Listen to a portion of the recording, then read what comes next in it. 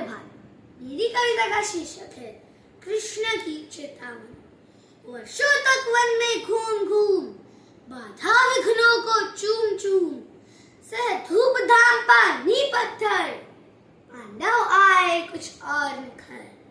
सौभाग्य ना सब दिन सोता है, देखे आगे क्या होता है।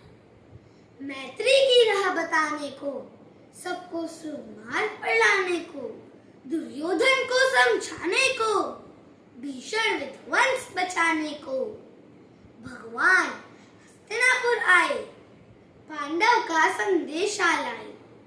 दो न्याय अगर तो आधा दो, यदि उसमें भी कोई बाधा हो तो दे दो केवल 5 गांव।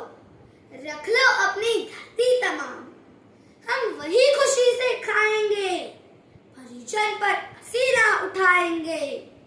दुर्योधन वह भी दे न सका, आशीष समाज का ले न सका।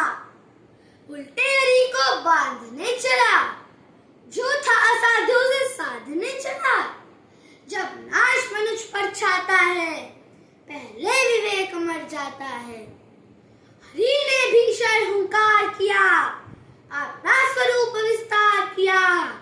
डगमग दिग्गज डोले, भगवान कुपित होकर बोले, जंजीर बढ़ाकर साध मुझे, हाँ हाँ दुर्योधन बांध मुझे, हाँ हाँ दुर्योधन बांध मुझे।